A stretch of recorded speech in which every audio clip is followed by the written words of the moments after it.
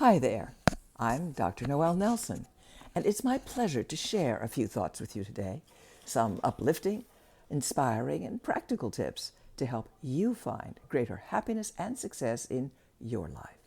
Today's topic: use your mind to combat killer stress. You hate your boss, you hate your work, your coworkers drive you crazy, and you're convinced you're underpaid even if you aren't horribly overworked, and you're stressed all the time. Small wonder that you're tired, you're achy, you rarely get a peaceful night's sleep, and now you've come down with a cold, which you seem to catch more and more frequently. Plus, there's your stomach upset and now some sort of stupid rash on your neck, all of which you are convinced is due to your, expletive deleted, job. Well, yes and no.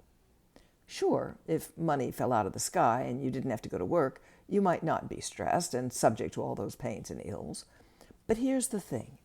Your miserable job itself has less to do with your stress and afflictions, more to do with how you think about your job.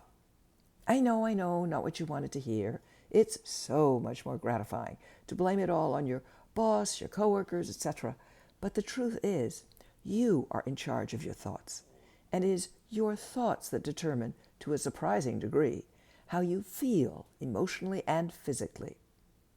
Science tells us that every second, a massive information exchange is occurring in your body, facilitated by neuropeptides and their corresponding receptor sites. And these link all of your bodily systems, your heart, your lungs, your digestive tract, with your mind. Your thoughts and emotions are, in fact, cellular signals that are involved in the process of translating information into physical reality.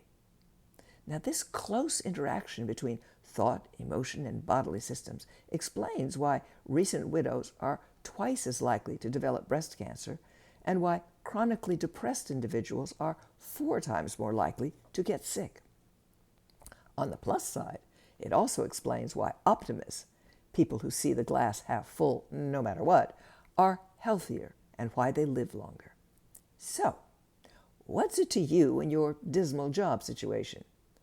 It's all in how you think. Whatever is going on, you can choose more positive thoughts about the situation or more negative ones. With your current work issues, you could choose to think, well, my boss is overbearing and difficult, but I'm smart enough to find a way to do my job properly anyway.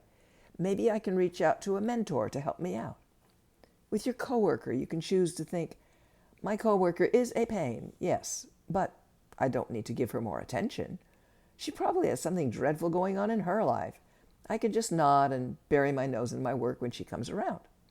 And lastly, you can choose to think, granted, I'd prefer a different job, so maybe instead of moaning about it, I can improve my skill set and see if I can't get a position more to my liking. You're not denying your current reality. You are simply looking at it from a different point of view, a positive one. In other words, choose to think thoughts that are constructive and support you in your desire for happiness and success.